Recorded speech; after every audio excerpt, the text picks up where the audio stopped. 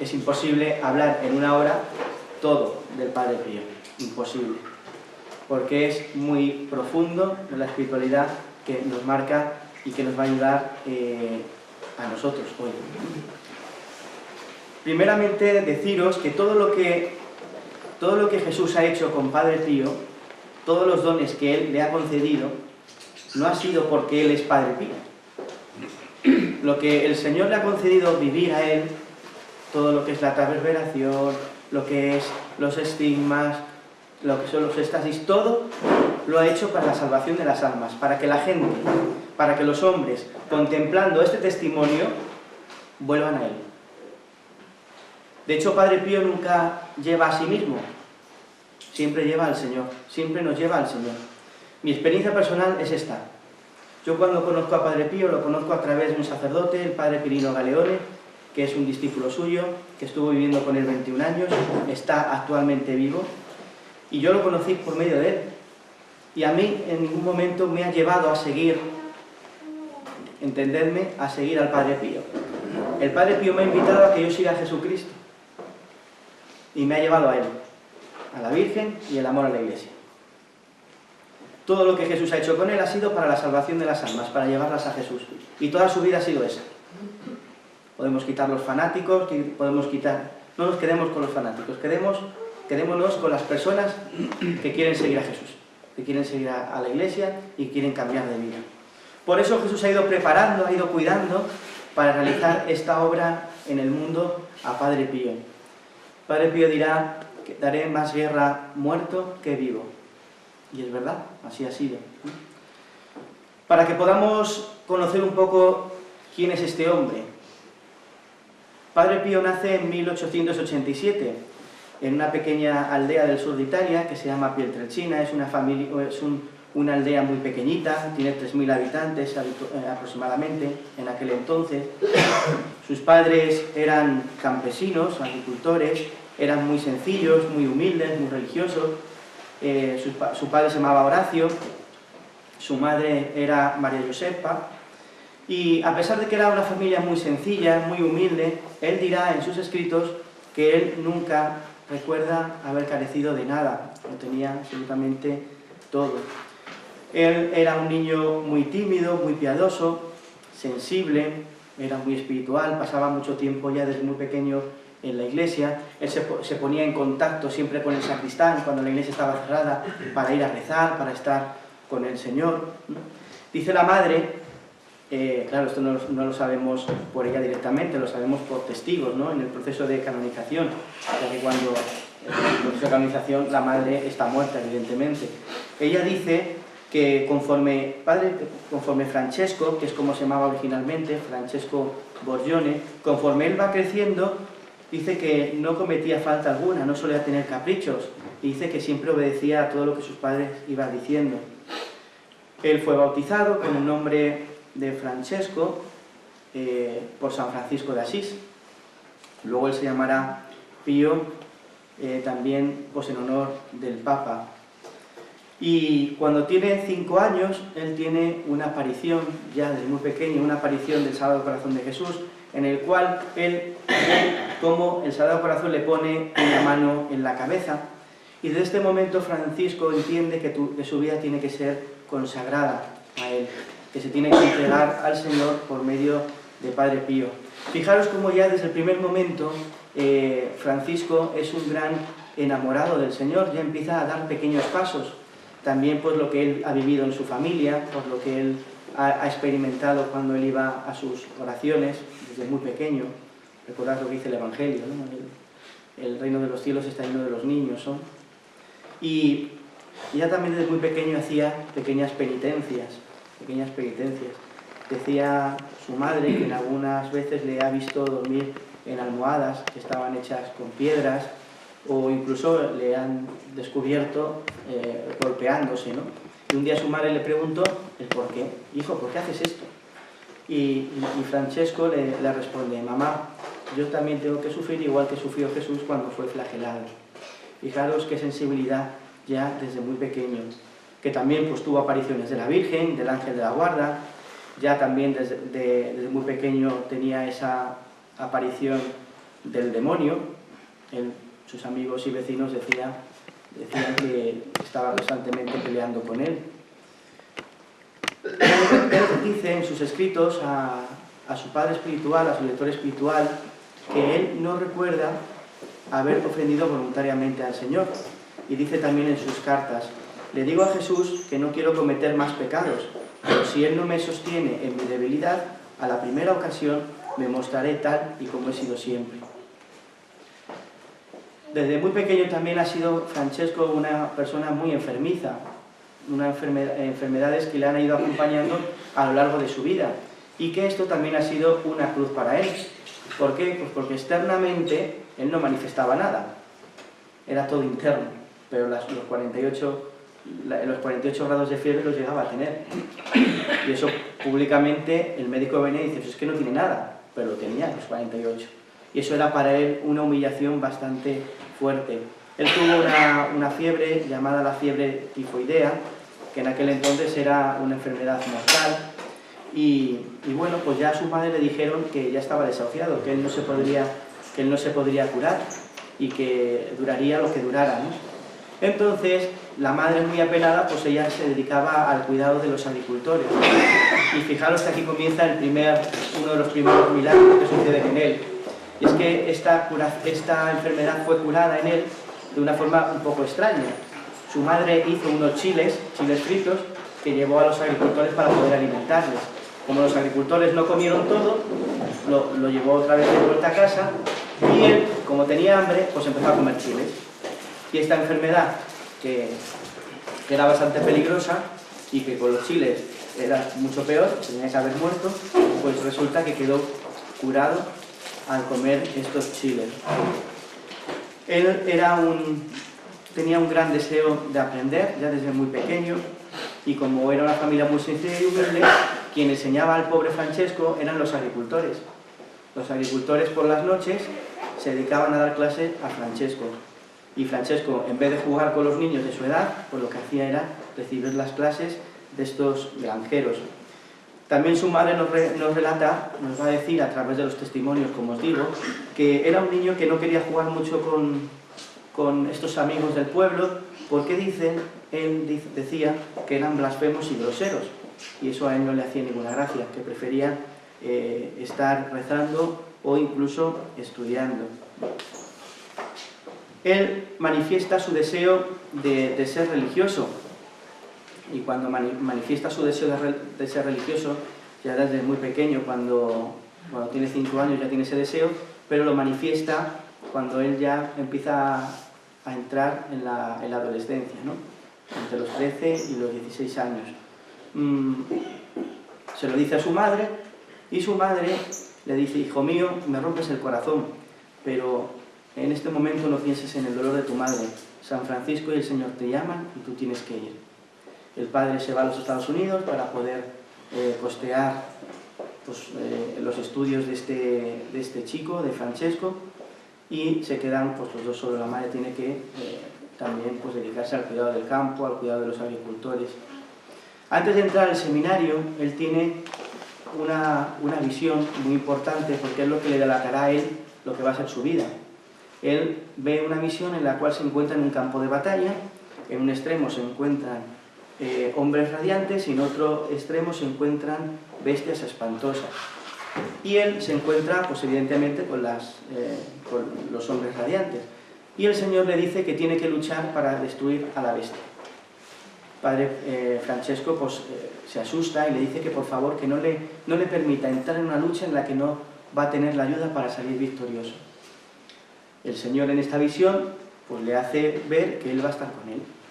Entra en esa lucha y gana a esa bestia horrenda. Y de ese momento él entiende que toda su vida va a ser un combate contra las fuerzas del mal y contra esta bestia feroz, que ya ha empezado cuando tenía 5 años. Pero él tiene esa seguridad de que el Señor le va a acompañar y que en todo momento no le va a dejar solo. Como os digo, cuando tiene los 15 años entra en la orden franciscana, recibe el hábito en forma de cruz, y él percibe que su vida va a estar toda su vida crucificada en Cristo. Se llamó Pío de Pietrelcina, como os digo, por el Papa San Pío V, y cuando él entra en esta comunidad de capuchinos, realiza muchos días ayunos y penitencias. Él entra, recordemos, en una comunidad muy austera, y entonces, pues efectivamente, realiza muchos ayunos y penitencias, de tal forma que hay un tiempo en el que se alimenta solamente de la Eucaristía. Está alimentándose durante 20 días seguidos, solamente de eso. Y él dice: soy feliz cuando sufro, y si consintiera los impulsos de mi corazón, le pediría a Jesús me diera todo el sufrimiento de los hombres. Y esto es así porque él meditaba constantemente la pasión de Cristo. Él rezaba constantemente a Jesús sacramentado, dedicaba muchas horas en la oración, incluso rezaba muchas jaculatorias. Tenía un don, que era el don de lágrimas, que esto lo sabemos por un testigo, uno de los hermanos, que un día acude a él y al poner la mano en el pañuelo que tenía al lado, está todo impregnado de agua, de lágrimas. Esto le solía suceder en la oración y en la comunión. Y también cuando él era consciente de sus pecados. Lloraba mucho. Vuelvo a recordar, todo lo sobrenatural que nosotros vemos en Padre Pío no es por ser el Padre Pío. Lo hace por la conversión, el Señor lo permite por la conversión de las almas, para llevar a las almas a Cristo. El Señor le ha elegido a él para la conversión de muchas almas que, como bien sabéis, o si no os digo, peregrinaban a San Giovanni Rotondo por escuchar y por confesarse con este gran santo. En 1905, a los 2 años de entrar al seminario, experimenta por primera vez un fenómeno que se llama la bilocación. ¿Sabemos lo que es la bilocación? Estar en 2 sitios a la vez. ¿Qué sucede? Él estaba rezando en el coro a las 11 de la noche y él siente como que se desplaza a una casa. Una casa en la que se encuentra una madre que está dando a luz, un padre que se está muriendo. Entonces él está en la casa y la Virgen se le aparece y le dice: Pío, tú tienes que cuidar de esta niña que va a quedar huérfana de padre porque se va a morir. Y le dice el Padre Pío a la Virgen, él todavía no era sacerdote, y le dice: pero madre, ¿cómo es posible si yo no soy sacerdote? Yo no puedo cuidar. Que no te preocupes, que ella acudirá a ti. La chica cumple 18 años, él se ordena sacerdote y resulta que se la encuentra en Roma, en el Vaticano. Esta chica acude a Roma con 18 años y cuando ya están a punto de cerrar el Vaticano, siente la necesidad de confesarse. Resulta que a esas horas, cuando cierran el Vaticano, no hay ningún confesor, porque suelen irse 1 hora antes. Y entonces, en un momento determinado, gira la cabeza y ve que hay un fraile entra en un confesionario y sale corriendo para confesarse. Se confiesa a esta chica y le dice, el Padre Pío le dice: yo te conozco, yo estaba esperando tu visita. Y ella se queda así un poco extrañada y cuando termina esa confesión va a saludarle y no está, ha desaparecido. Al año ella acude a San Giovanni Rotondo, que es donde él estaba, un año después, y el Padre Pío entre la multitud la señala diciendo: yo te conozco, tú naciste el día en que murió tu padre. La joven, pues también asombrada, se espera para poder confesarse, y el Padre Pío la recibe con estas palabras: hija mía, has venido finalmente, he esperado tantos años por ti. La joven asombrada le dice: mire padre, si es que es la primera vez que vengo a San Giovanni Rotondo, ¿cómo puede ser esto? Y el Padre Pío le responde: yo ya te conozco y tú a mí también, viniste el año pasado a la Basílica de San Pedro. Y en ese momento ella cayó y se convirtió en hija espiritual del Padre Pío. En 1910, en agosto, es ordenado sacerdote y desde ese momento, conforme va creciendo en santidad, más va siendo acechado por el demonio. Su salud cada vez fracasaba más y él tenía que abandonar el convento cada 2 por 3 porque en el convento donde él estaba no se curaba, sino que era todo lo contrario, empeoraba. Lo que digo es lo mismo, ¿no? El problema que tenía, que él no manifestaba problema. Y entonces esto eran dudas constantemente hacia los superiores, incluso hacia los médicos, porque dice: si es que no manifiesta nada, ¿cómo puede ser? Él dice que en el epistolario, cuando se veía al borde de la desesperación, recurría a la madre que todos compartimos, que es la Virgen María, a quien no sabe cómo agradecerle por tantas gracias singulares que él ha recibido. Toda su vida va a ser oración, estudio, catecismo a los niños en este pequeño pueblo de Pietrelcina, porque recordad que cuando él se pone enfermo, cuando él es ordenado sacerdote, tiene que volver a la tierra donde ha salido, que es Pietrelcina, porque al no poder estar en el convento tiene que estar cuidado, y le cuidaba su madre y estaba pues con el sacerdote de allí.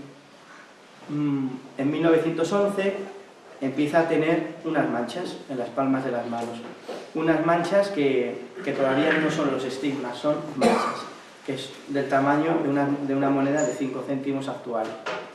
Esta moneda, estas manchas las manifiesta su director espiritual, que también sentía pues, en los pies y en el costado.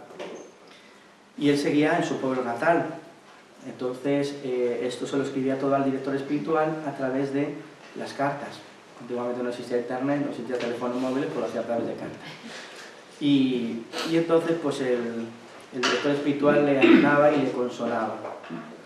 También tiene otro fenómeno que se llama el fenómeno del éxtasis, ¿no? Que solían durar minutos o incluso media hora. Él tenía los ojos abiertos y fijos, sin parpadear. Los médicos lo solían confundir con la catalepsia, que esto también era pues, un momento de humillación para el Padre Pío.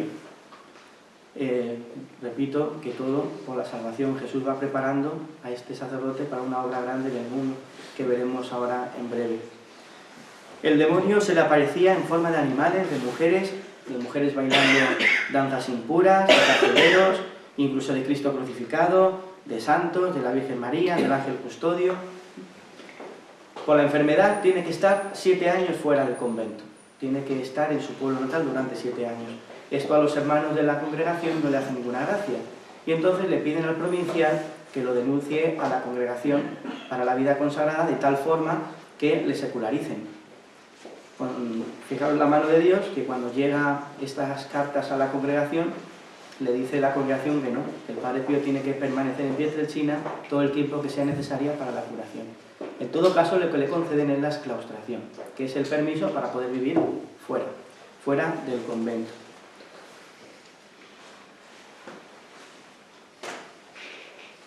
En 1916, estoy adelantando mucha historia, entre ellos está el servicio militar, del cual es dispensado porque tiene una enfermedad que se llama la tisis.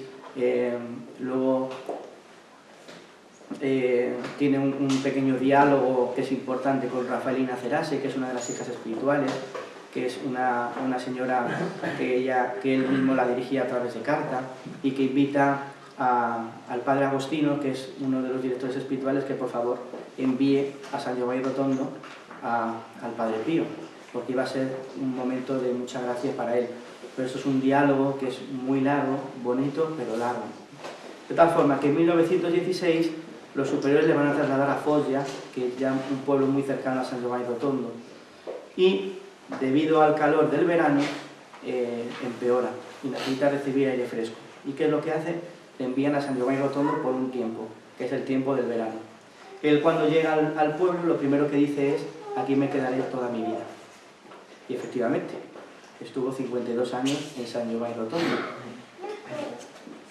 Al poco, en agosto de 1918, sucede otro acontecimiento importante, la transverberación, que él lo define de esta forma. Yo estaba escuchando las confesiones de los jóvenes la noche del 5 de agosto, cuando de repente me asusté al ver con los ojos de mi mente a un visitante celestial que se apareció frente a mí. En su mano llevaba algo que parecía como una lanza larga de hierro, con una punta muy aguda. Parecía que salía fuego de la punta. Vi a la persona hundir la lanza violentamente en mi alma.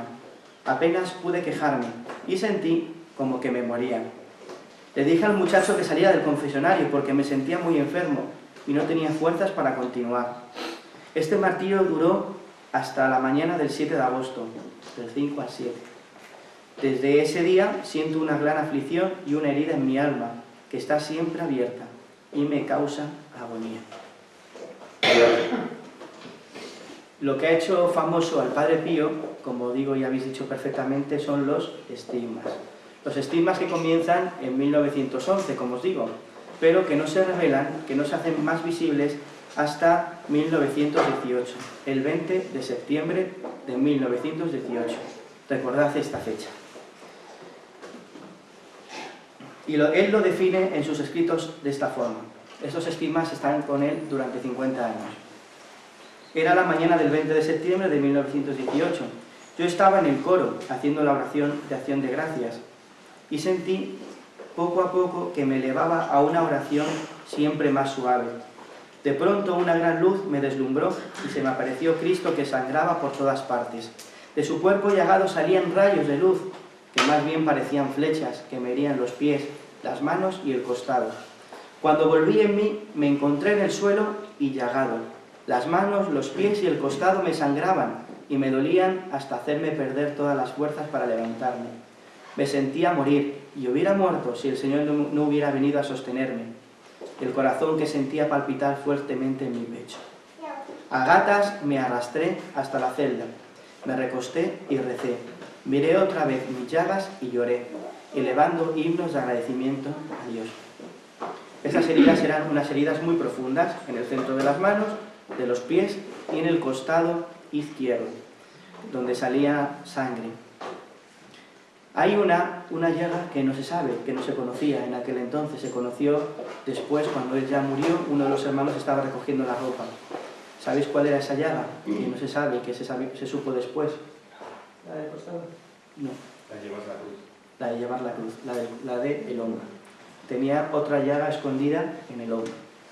Y esa es, pues, perfectamente la de la cruz. Aquí es donde comienza el martirio del Padre Pío. Aquí empieza todo el sufrimiento.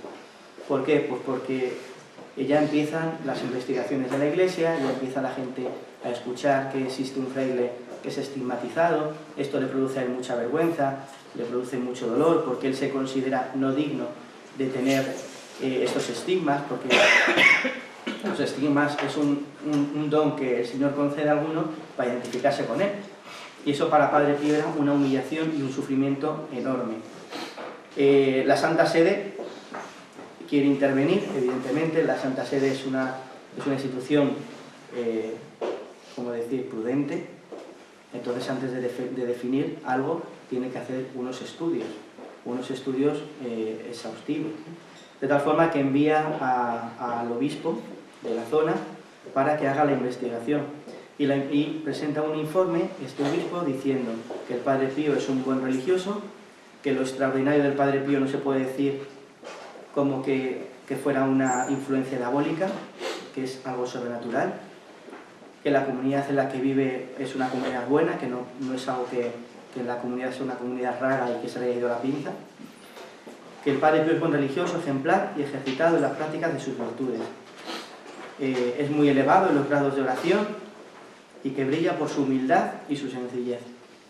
Al igual hace constar otro fenómeno que es el perfume, un perfume grato y fuerte que es comparable al de las violetas, que esto es una de las cosas que a día de hoy sigue sucediendo como un hecho extraordinario, ¿no? La presencia del Padre Pío se manifiesta muchas veces a través de olores, del olor a violetas, del olor a rosas, y que esto actualmente sigue sucediendo. No nos quedemos en lo sobrenatural, quedémonos más bien en lo que el Padre Pío nos puede aportar, que ahora entraremos. Pero este informe no le hace gracia a un hermano que trabaja con Pío XI, que es el Padre Agustín Gemelli. Entonces él quiere ir a visitar al Padre Pío para verlo de sus propios ojos.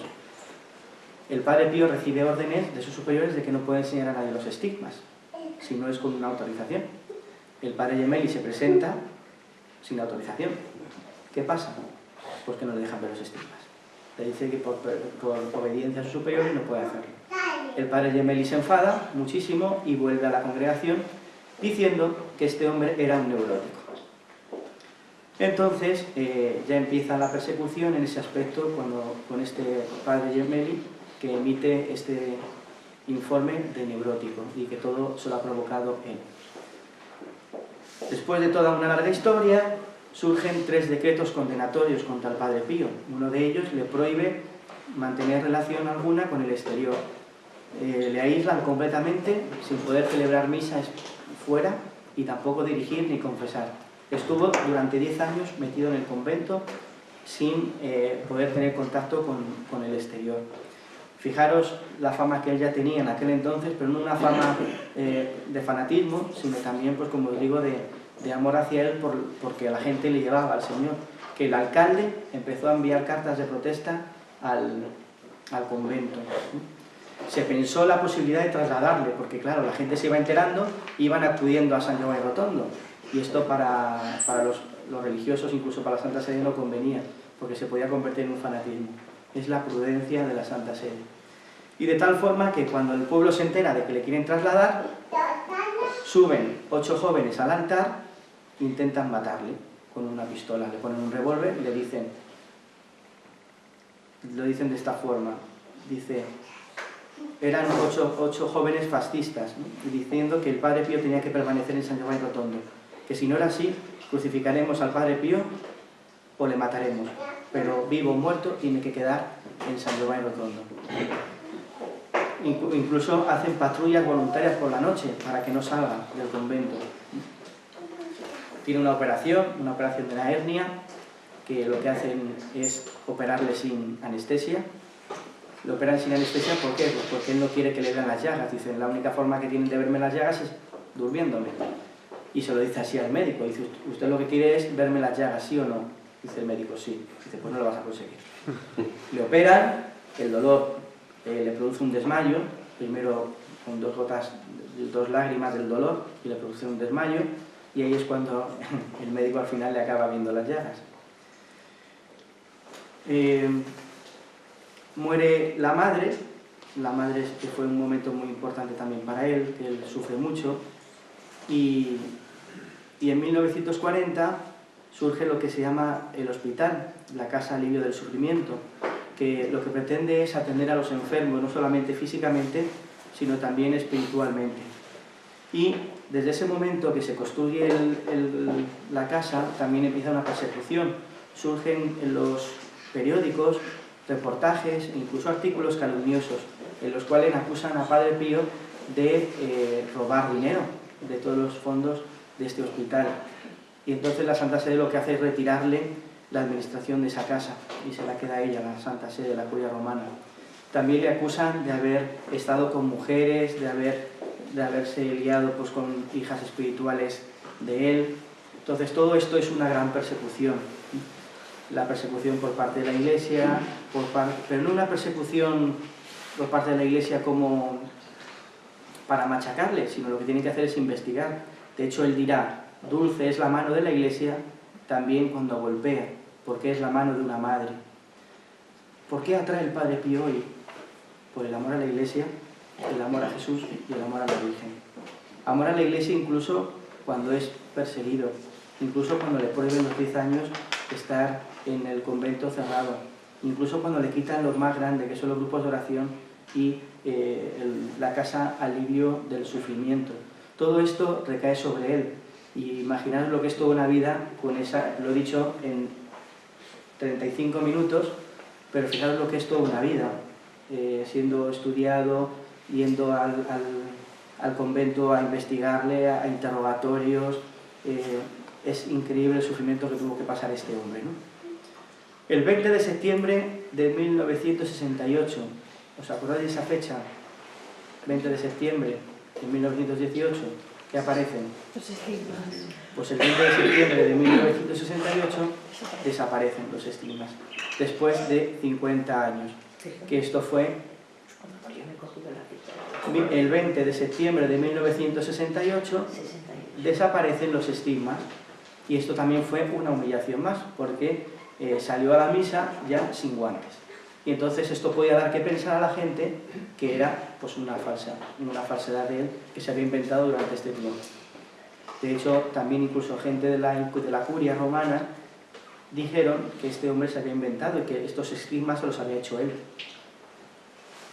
El 23 de septiembre de 1968 pide ir a la ventana a ver a las estrellas, a ver la luna, renueva los votos que él hizo en la procesión perpetua y le dijo a un hermano, hoy celebrarás la misa por mí. y después de pedir perdón a sus hermanos, rezando constantemente su rosario y diciendo con palabras Jesús y María, él inclinó la cabeza y expiró. Falleció Padre Pío. Él muere en una silla, así. ¿Por qué? Porque la cama se asfixiaba. Él tenía muchos problemas respiratorios. Tenía grandes dolores de cabeza, tuvo las enfermedades de la tisis, lo que hemos visto, más enfermedades respiratorias muy fuertes y muy graves, que le producían grandes temperaturas, como os digo, 48 en un extremo. Que esto, lo que para ti, para mí es la muerte segura, para él no. Todo esto el Señor lo iba permitiendo para hacer una obra grande. ¿Cuál era la obra grande? Pues la espiritualidad que nos ha transmitido. Mucha gente ha acudido a San Valle Rotondo por varios motivos. Principalmente por curiosidad, y cuando aparecían por curiosidad no sucedía absolutamente nada, se volvían como iban, y de hecho el Padre Pío se daba cuenta y los echaba, o porque querían convertirse, querían cambiar de vida.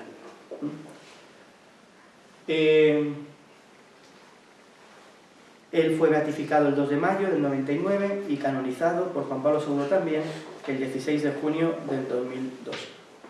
Siempre ha amado a la Iglesia, ha amado a Jesús y siempre ha traído a la gente a ellos, nunca hacia su persona.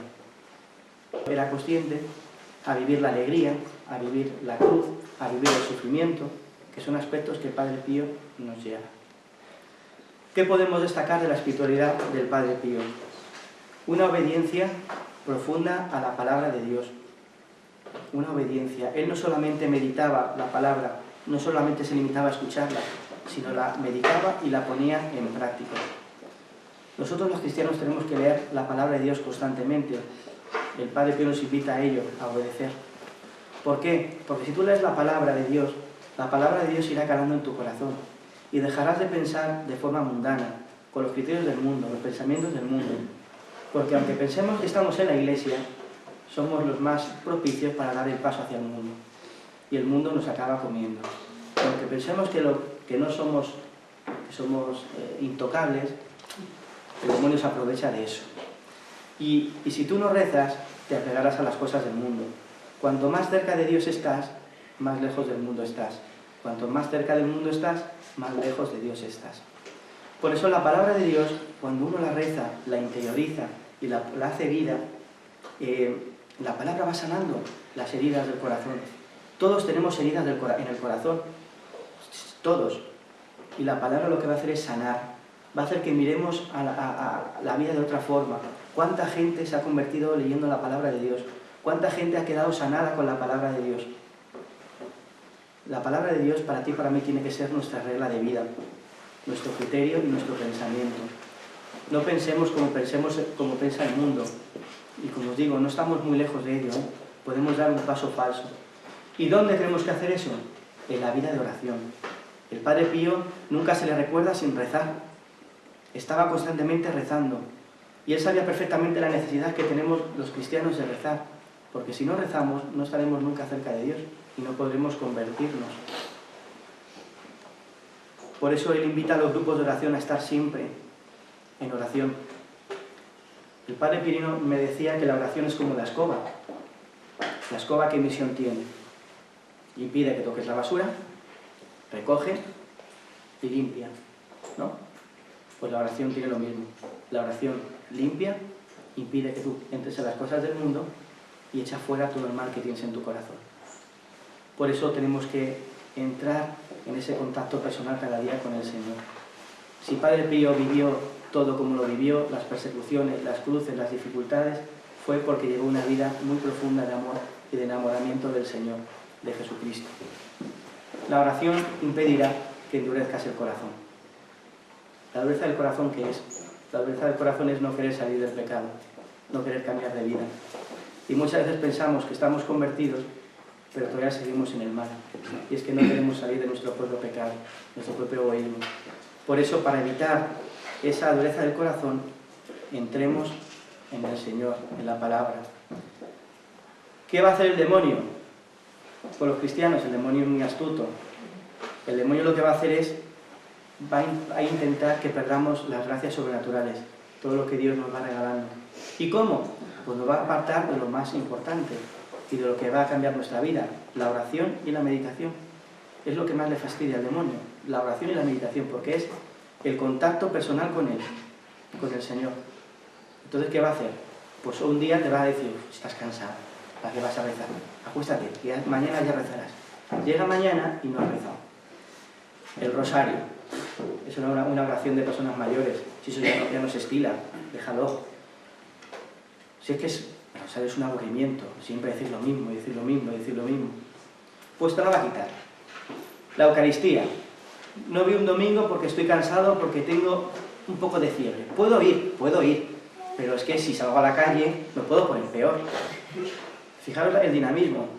Y al final no vas a misa. Llega el domingo siguiente y como ya has faltado uno, ¿qué más me da? Pues falta otro, no pasa nada. Y así el demonio va entrando hasta que ya te ha apartado de Dios. Te ha apartado de la oración, te ha apartado del rosario y ya, ¿qué más da? Y ya empiezas a lo mundano. Y empiezas a entrar en la televisión, pierdes el tiempo en televisión, en internet, Dices, Dios mío, ya he perdido todo lo que tenía que hacer. Yo estaba llamado a rezar el rosario, yo quería llevar una vida de oración y como la pereza ha entrado, no lo he hecho. ¿Por qué? Porque poco a poco el demonio lo ha ido quitando. ¿Qué dice el Padre Pío acerca de la oración? Dice que él recomienda la meditación cotidiana, todos los días, por la mañana y por la noche. ¿Para qué? Dice, por la mañana nos prepararemos para el combate y por la noche purificaremos nuestra alma de todo apego terrenal que hayamos podido adquirir durante el día. Nos recomienda que sea en el sagrario, aunque puede ser también en la habitación, en el campo, en la montaña. Nos invita a que leamos lecturas espirituales, que recemos el Via Crucis, que meditemos la Pasión, la dirección espiritual, el rosario, y vayamos a misa y la confesión. Y es muy importante para mantener la presencia de Dios a lo largo del día, dice, las obras de piedad.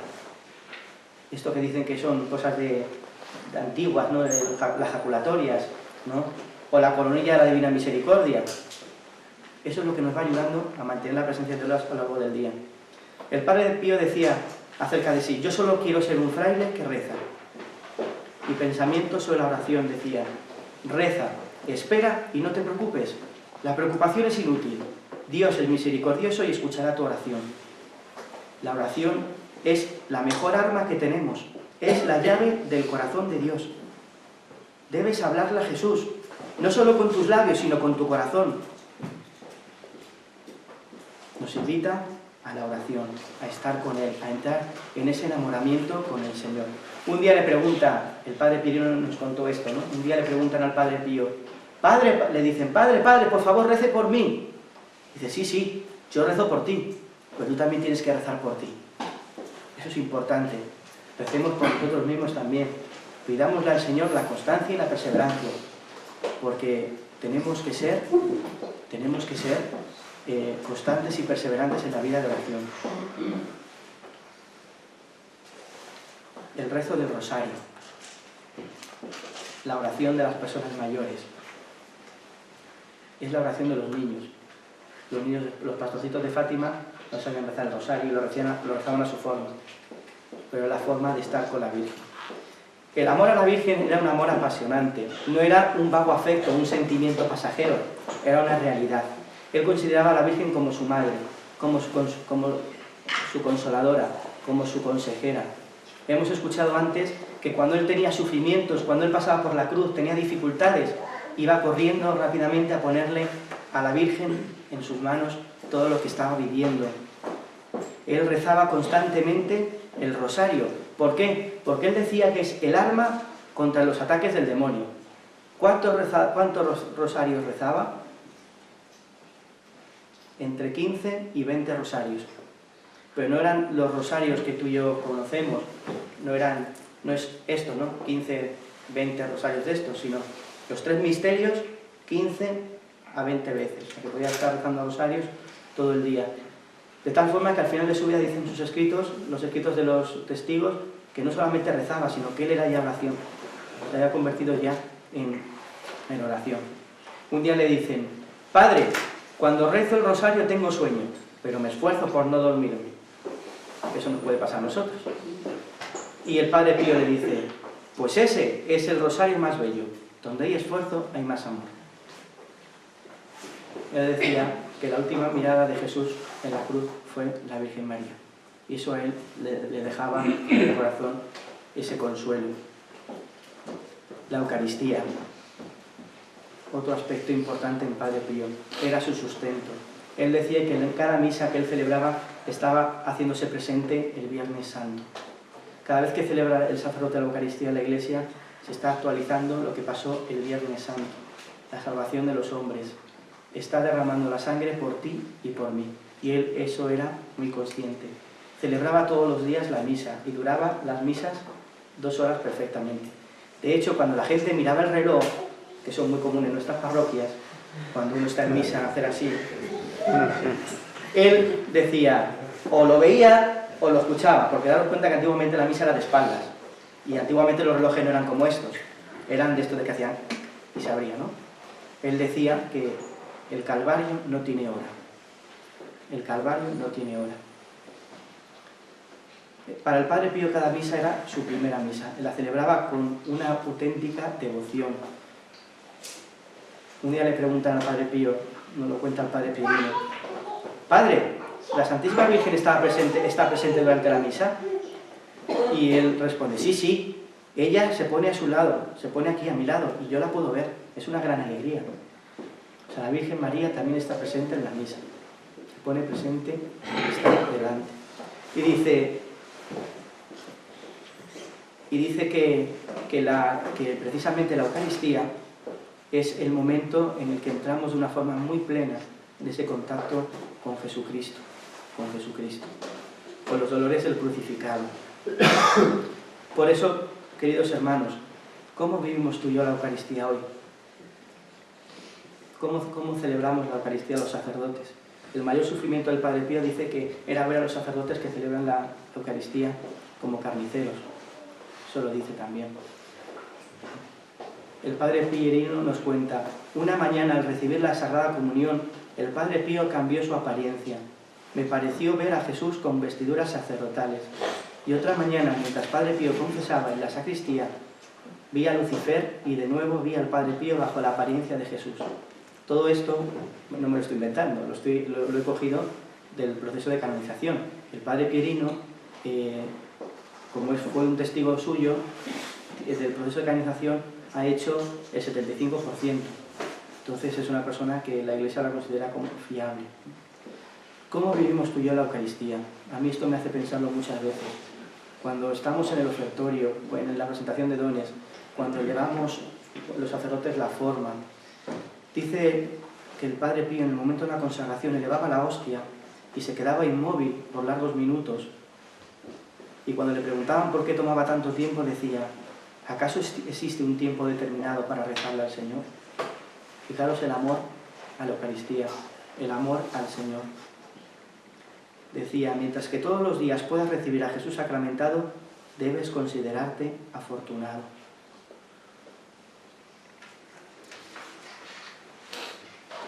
En la confesión, la misericordia. Él era el mártir del sacramento de la misericordia. Se pasaba horas y horas y horas en el confesionario. Porque es el momento donde se actualiza el amor de Dios, donde Dios se da, donde tú entregas tu pecado y recibes la misericordia. Él solía confesar tanto a hombres y a mujeres por separado. Él dedicaba mucho más tiempo a los hombres. ¿Sabéis por qué? Porque él decía que eran mucho más pecadores. Pero también las mujeres tenían sus momentos. Él solía confesar después de la Eucaristía y tenía un confesionario para hombres y otro para mujeres. Entonces, pues, solía confesar, ¿no? Fijaros que hasta, esto lo sabemos, le metieron los micrófonos en el confesionario para investigarle, para saber qué es lo que decía, ¿no? Él en el confesionario era muy severo con los que eran curiosos, porque como os he dicho, muchos acudían para ver los dones, ¿no? Y también con los hipócritas y con los mentirosos, con aquellos que no querían cambiar de vida, que solo iban para ver el circo. Y él era muy tajante, pero no con las personas, también con el pecado. Él quería pasar muchas horas en el confesionario porque decía que él quería quitar los nudos que ataba a las almas a Satanás. Y por eso él estaba tanto tiempo en el confesionario. La confesión para él era súper importante, porque era poner otra vez el corazón en el corazón a Dios. Él entendía perfectamente el sentido del pecado, cómo el pecado, cuando permanece en el corazón, destruye, impide nuestra relación con Dios, nuestra relación con nosotros mismos, con la relación con los demás. El pecado afecta, es una realidad que no deja indiferente, y la confesión sana, la confesión cura, nos impulsa a seguir adelante. Él tenía un don, que era el don de leer el corazón. De hecho, a él no le mentían en la confesión. Él veía los pecados de la gente, como os he contado de este sacerdote, y veía cuando mentían, y cuando no querían cambiar de vida, y cuando no había arrepentimiento. Cuando no había arrepentimiento y no querían cambiar de vida, los echaba fuera. Y les decía, reza, y cuando te arrepientas y quieras convertirte, vuelves. Y así era, volvían para poder confesarse. ¿Cómo tú y yo vivimos la confesión hoy? ¿Cómo son nuestras confesiones? ¿Válidas o inválidas? Vosotros sabéis mejor que yo, porque sois grandes teólogos, que el catecismo dice que para que haya una confesión válida tiene que haber arrepentimiento y dolor de los pecados, sí. Si no hay eso, la confesión no es válida, no lo digo yo, lo dice el catecismo. ¿Cuántas veces acudimos al sacramento de la confesión para quitarnos una suciedad corporal? Dice, bueno, yo quiero ir a confesar porque si no, no comulgo, no puedo comulgar. Pero realmente tenemos arrepentimiento, nos arrepentimos de haber ofendido a Dios y de haber merecido el infierno, porque el Señor nos ha rescatado del infierno, no nos olvidemos. Con su muerte en cruz, tú y yo estábamos llamados a la condenación, pero el Señor con su muerte y resurrección nos ha sacado de ahí. ¿Cómo vivimos la confesión? ¿Por qué me confieso? ¿Por qué muchas veces vamos a la confesión poniéndolo máscaras? Intentamos camuflar las cosas para que el sacerdote no se entere de lo que he hecho. Me da vergüenza. La vergüenza es del demonio. Cuando tengas vergüenza es buen signo, porque quiere decir que el Señor va a sanar. No ocultes, no te pongas cara, si Dios te conoce perfectamente. Y el demonio se aprovecha de ocultar. Hay pecados que me dan mucha vergüenza ya, pero el sacerdote no se va a escandalizar, es Jesucristo en ese momento. Y es el que te va a perdonar. ¿Cuántas veces hemos utilizado el sacramento de la penitencia de forma sacrílega? Eso es un sacrilegio, ¿no? Y hemos ocultado, como a mí me ha pasado, os lo digo, ¿no? Cuando yo, con el padre Pirino, ¿no? Confesiones que yo no he dicho por vergüenza o que no he explicitado bien. Porque no es lo mismo decir, he faltado a la caridad con mi hermano, a decir, le he pegado 50 puñetazos. No es lo mismo. ¿Es verdad o no? No es lo mismo decir, he tenido pensamientos impuros, a decir, me he ido con 50 mujeres o hombres. No es lo mismo. Y el demonio se aprovecha por ahí. Entonces el Padre Pío nos invita a confesarnos bien, a confesarnos por amor a Dios, porque el Señor va a transformar nuestro corazón a través de la confesión. Y no sabéis lo que puede hacer una confesión bien hecha. ¿Cuánta gente ha cambiado la vida el Padre Pío? No el Padre Pío, el Señor por medio del Padre Pío. Una anécdota del seminario menor. Le dicen un día, iban caminando con los seminaristas menores y se para el Padre Pío y dice, Padre, hijos, hoy uno me ha hecho una comunión sacrílega. Entonces el seminarista que había hecho la comunión sacrílega se puso de rodillas y se puso a llorar. Se confesó y ya pudo recibir nuevamente después al Señor con un corazón limpio. Y él también veía cuando la gente le mentía o cuando estaba ocultando algo. De hecho se lo decía, ¿hay algo más que me tengas que decir? La alegría. La alegría va unida a la cruz y al sufrimiento. Por esto es el Padre Pío un sacerdote para el pleno siglo XXI y una espiritualidad para el siglo XXI. El Papa Juan Pablo II lo ha dicho y me lo ha recordado constantemente. El sufrimiento, la cruz y la alegría. Tres elementos que van unidos, que el Padre Pío nos dice que es posible. La cruz. ¿Qué es la cruz? La cruz es la síntesis de todo sufrimiento humano. Todos tenemos sufrimientos, ya nos venga por nuestra familia, por nuestro carácter o por nuestros pecados. Todos tenemos sufrimientos. Y esa es nuestra pequeña cruz. Y el Padre Pío, ¿qué nos invita con la cruz? ¿Qué nos dice de la cruz? Nos dice que nosotros tenemos que aceptar, abrazar y ofrecer la cruz. Acéptala porque es la cruz que el Señor quiere para ti, que es aquella que te va a salvar. No busques otras cruces. Es esa la que tú tienes. Y es la cruz que tú tienes que aceptar y tienes que abrazar, porque es la que te va a llevar al cielo y la que te va a santificar. No es que yo quiero otra. Claro que quieres otra. Tú quieres una que no te va a doler. No, esta es la cruz que tú tienes que tener. La que el Señor quiere para ti. Mira cuál es tu cruz. Tú piénsala. Pues acéptala, abrázala y ofrécesela al Señor como un regalo. Señor, tú has querido esto para mí, yo te lo ofrezco. Y conforme él iba viviendo la cruz, que eran los sufrimientos que iba ocasionándole, la persecución, los estigmas, las humillaciones, tal, conforme iba aumentando, su sufrimiento, su fidelidad y su amor a Dios iba creciendo. Decía él, si Él lo ha querido, yo por obediencia la asumo. En la cruz es donde se aprende a amar. Ten por cierto que si a Dios un alma le es grata, más la pondrá a prueba. Por tanto, coraje y adelante siempre. Las pruebas a las que Dios os somete y os someterá, todas son signos del amor divino y perlas para el alma. ¿Quién quiere vivir eso? Pues fijaros, el Padre Pío te está dando esta novedad. Esta es la novedad del Padre Pío, que te ayuda a vivir el sufrimiento y la cruz. Una forma nueva, lo dice Juan Pablo II.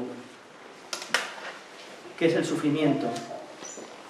Ese sufrimiento que tú y yo tenemos, que no lo buscamos, pero viene, y que tenemos que aceptar, abrazar y ofrecer. Pues fíjate, es un don que el Señor te concede para estar más cerca de Él. Por eso tenemos que abrazarlo. Porque es la forma de decirnos el Señor que nos quiere y que nos ama. Identificándote con Él en la cruz. Cuando tú estás sufriendo como Cristo sufrió.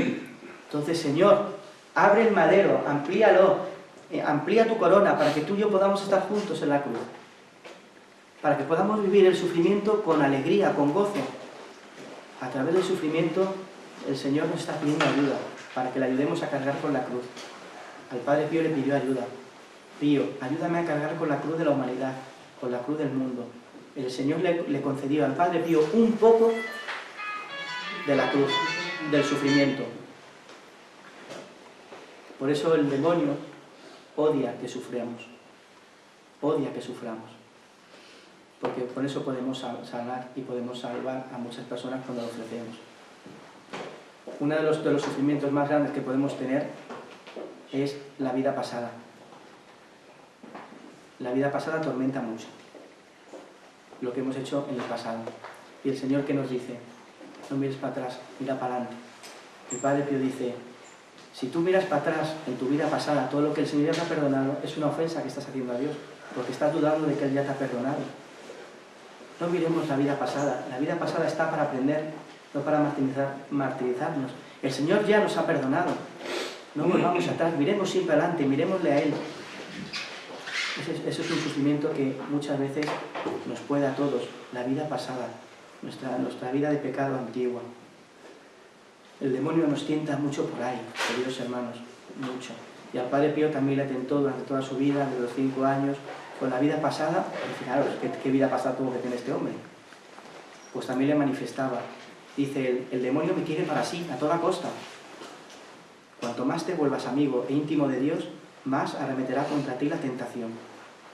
Y él tenía sufrimientos espirituales y corporales. Y el demonio le quería hacer ver, ¿ves cómo no sirve para nada seguir a Jesucristo?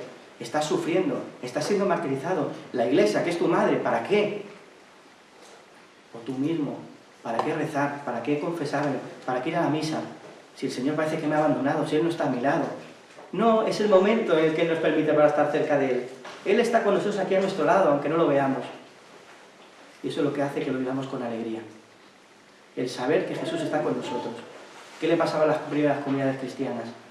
La certeza, la seguridad de que Jesús resucitado estaba, era que les producía alegría. Y a ti, a mí igual. El sufrimiento del Padre Pío nos ayuda a vivirlo con alegría. La alegría es un elemento en Él, porque todos querían estar cerca de Él. Todos. Todos querían ir a su habitación porque Él solía contar muchos chistes de curas, de monjas, de políticos. La gente disfrutaba escuchándole. Aunque en las imágenes o incluso en las películas le ven como alguien muy... No. Él no era una persona que estaba todo el día enfadada, no es verdad. Todo el mundo quería estar junto a él porque vivía todo con alegría, aceptando, abrazando y ofreciendo lo que vivía cada día, su sufrimiento. ¿Tú y yo lo vivimos con alegría, el sufrimiento, o lo vivimos con revelación? Nosotros nos revelamos cuando vivimos la cruz y el sufrimiento. Le pido al Padre Pío, le pido al Señor que nos conceda a cada uno de nosotros poder vivir precisamente así, que podamos vivir como enamorados de Jesucristo, que le veamos como al amigo que nunca nos falla, que está siempre a nuestro lado, porque parece que muchas veces le hemos entregado nuestra vida, tanto tú como yo, pero muchas veces nos falta el enamoramiento pleno, porque todavía seguimos picoteando con el mundo y con él. Y él dice en el Evangelio, o conmigo o contra mí. No se puede poner dos velas, o al mundo o a Dios. Termino con esta frase. Amo a mis hijos espirituales tanto como a mi alma, y aún más. Al final de los tiempos me pondré en la puerta del paraíso y no entraré hasta que no haya entrado el último de mis hijos. Gracias. Bueno, ¿se conoce el caso de algún otro santo que haya tenido, que haya sido un alma vicaria en el sufrimiento con Jesucristo cercana en el 19 o 20? Porque... Todos los santos han pasado por sufrimientos, todos, sí. y grandes. Han pasado todos la cruz. Me refiero a llevar la cruz tan físicamente, con los estigmas y... Santa Gema Galgani creo que es, ¿no? También hay alguna otra... ¿Quién? No, San Francisco. Bueno, sí, San Francisco es el sí, no me refiero ya más cercano, no debe... Santa Gema Galgani. Pero la novedad, precisamente, del Padre Pío es precisamente que ese sufrimiento puede ser vivido de otra forma. Que nosotros tenemos que estar en el servicio al sufrimiento. Que el sufrimiento no debe a nosotros martirizarnos, sino nosotros tenemos que estar al servicio. Viene, lo acojo, lo acepto, lo ofrezco y lo veo como una oportunidad en mi vida para estar más cerca de Dios. Es la novedad, que el Padre Pío da sentido a ese sufrimiento que estamos viviendo. Fijaros que después, esta forma de vida del Padre Pío sale creo que es encíclica, la Salvifici Doloris. Qué cosa más curiosa, el Papa Juan Pablo II, todo lo que el Padre Pío ha vivido está recogido en esa encíclica. Es la forma nueva de vivir el sufrimiento. Y fijaros la cosa tan bonita, que si tú en tu vida aceptas, abrazas y ofreces el sufrimiento, y lo aceptas con las mismas actitudes con las que el Señor abrazó la cruz, te puedes convertir en un cireneo. Puedes ayudar al que tienes a tu lado a cargar la cruz. Anda que no necesitamos hoy gente que sepan escuchar, que sepan ayudar a cargar la cruz a los que sufren. Mucha gente sufre. Si tú y yo no hemos aceptado, no hemos asimilado ese sufrimiento, si no lo hemos vivido con el Señor, no hemos meditado su palabra, ¿qué vamos a dar a los demás? ¿Cómo vamos a ayudar al que sufre, al que tienes al lado? No sé quiénes estáis aquí, no sé si sois profesores, si sois catequistas, si sois... Pero tanto en el colegio, como en la parroquia, como en vuestras familias, hay gente que sufre. Y te puedes convertir en un cireneo de ellos. Tú que eres cristiano, que eres luz, eres testigo. El Padre Pío conoció a San Juan Pablo II personalmente también. Sí le conoció. Sí le conoció. Dicen que el Padre Pío le anticipó que iba a ser Papa. En el proceso no aparece eso. Aparece que él escribió una carta, que él le recibió, pero claro, si lo que le dijera en confesión no va a salir. Todos sabemos que los místicos... Todos sabemos que los místicos son los que más cerca están de Dios, ¿no? Y se puede considerar al Padre Pío como un místico del siglo XX y XXI, como San Juan de la Cruz, por ejemplo, Santa Teresa de Jesús. El místico es aquel que está con el Señor, que está unido a Él y que tiene, pues también puede tener fenómenos, evidentemente puede estar unido.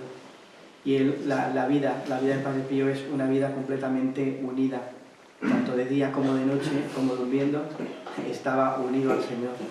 La gente le recuerda como eso, como una persona enamorada y que estaba siempre en profunda sintonía con Él, incluso metido, el éxtasis que tienen que enviarle los estigmas, la transverberación, son hechos, pero como os digo, el Señor lo permitió sobre él para hacer una obra grande. El Señor ha cogido a este lapicero para hacer su cuadro, su pintura. Él ha pintado un cuadro en la historia. Y gracias a Dios, poco a poco la espiritualidad del Padre Pío se está extendiendo por el mundo y están conociendo una vida totalmente distinta, ¿no?, de cómo vivir el sufrimiento. Cada santo tiene lo suyo, evidentemente. Cada santo manifiesta su vida espiritual como el Espíritu Santo le ha marcado, le ha dicho. Me ha parecido entender en tu desarrollo, de las preguntas, que el Padre Pío confesaba antes de ser sacerdote, antes de ser ordenado. No.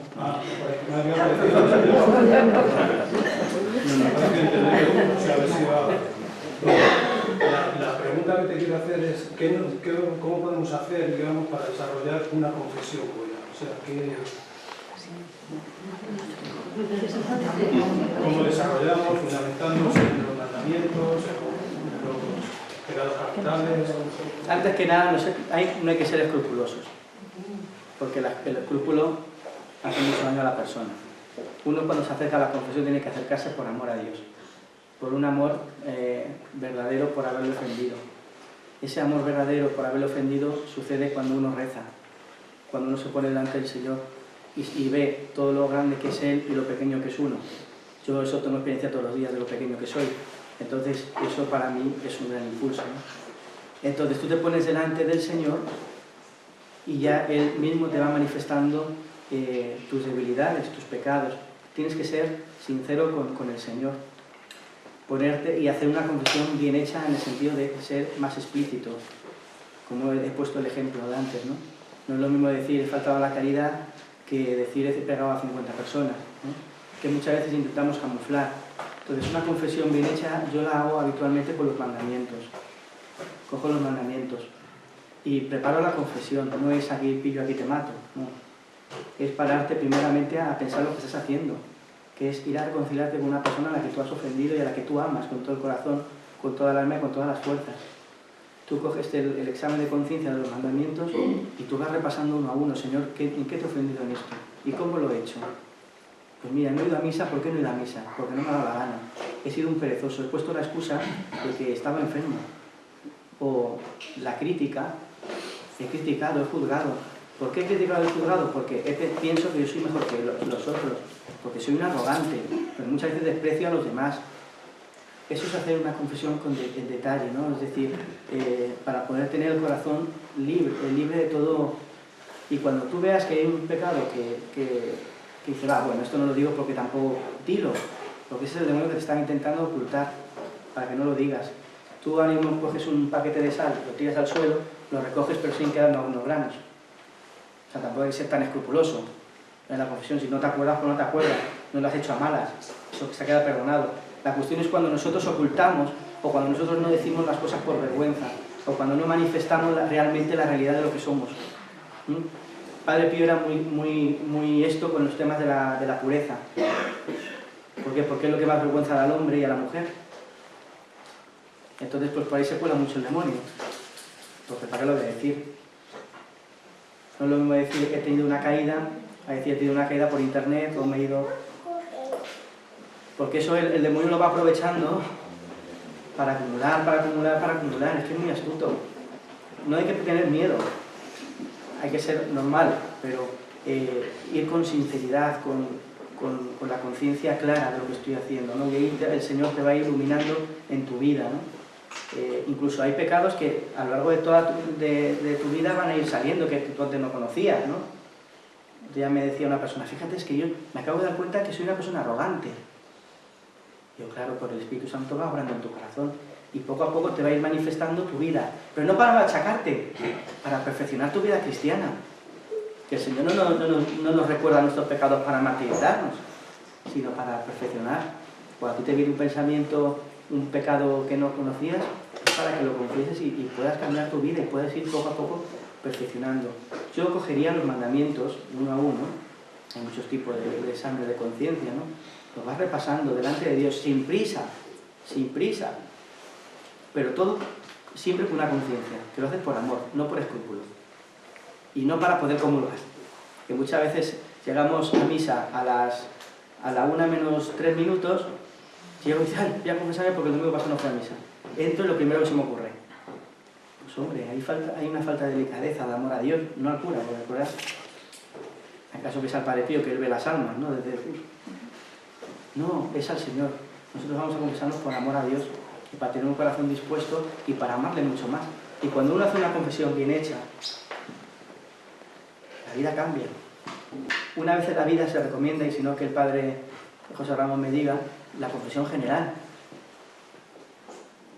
Una confesión bien hecha de todo lo que ha sido mi vida hasta hoy. Hay muchas cosas que seguro que hay que no he confesado nunca. Sí. Has hecho una diferencia entre oración y meditación.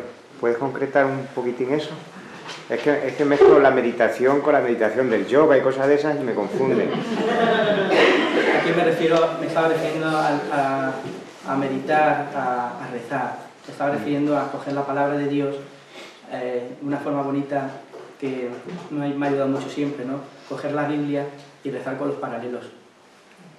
Coger la Biblia, meditar es hacerlo interior, rumiarlo, desmenuzarlo, ver lo que puedo coger de aquí para mi vida.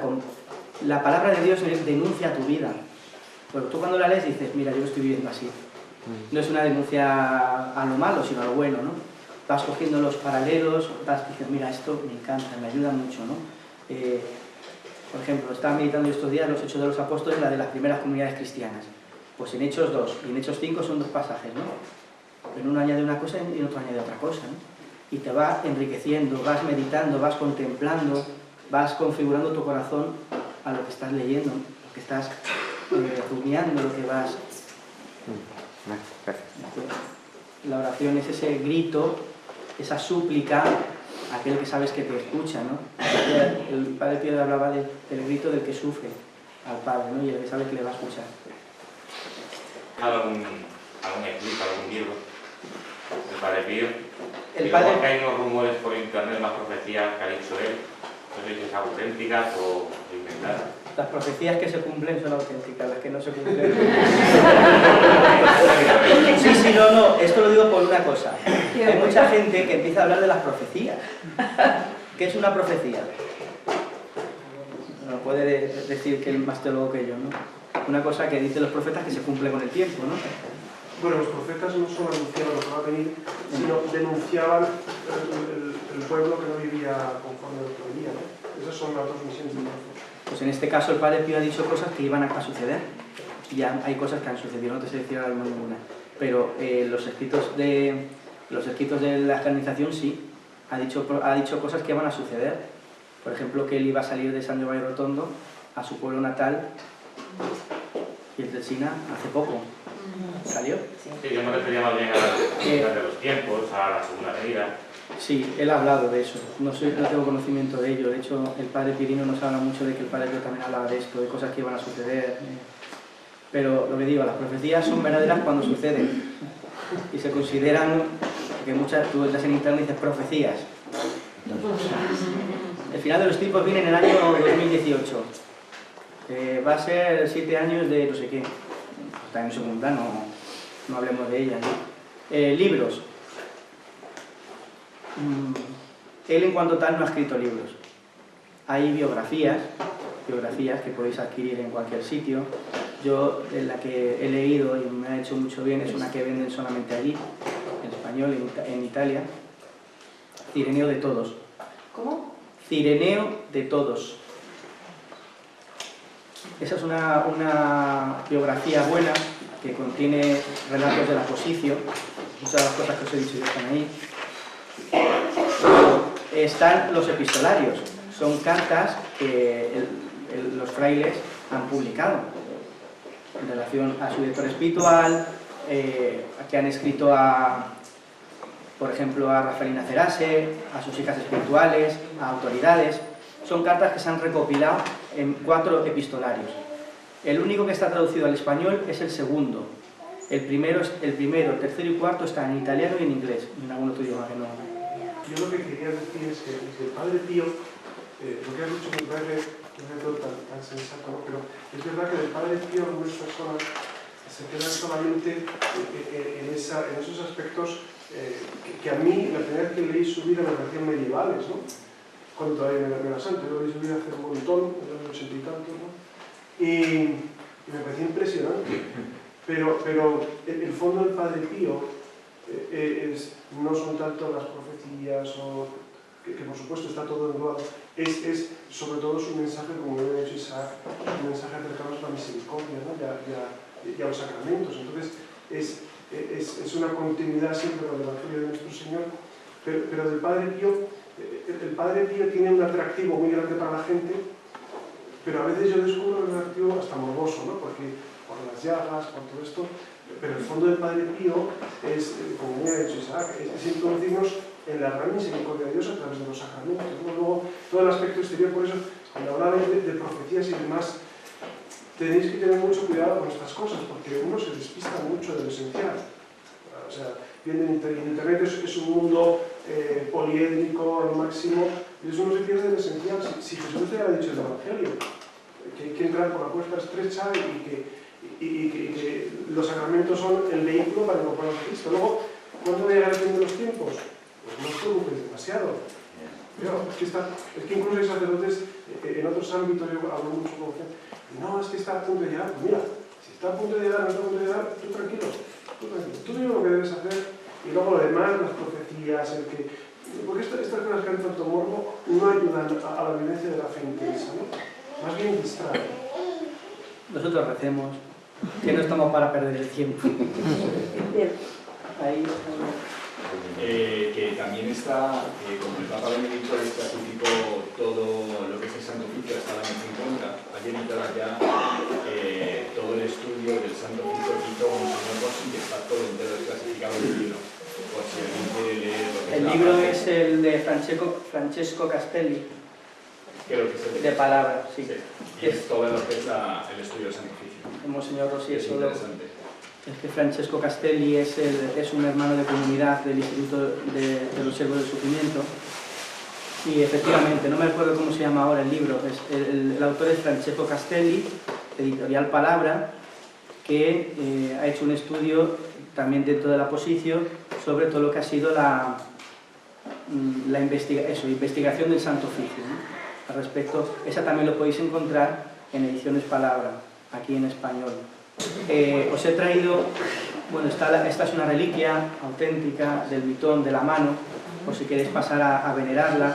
Tenéis calendarios, aquí también hay unas reliquias, que son estampas con reliquia, para que llevéis, y luego pues un papel pequeño, donde está mi dirección de correo electrónico, y algunas web que podéis escribir, o podéis, cualquier cosa que necesitéis de mí, pues aquí estoy.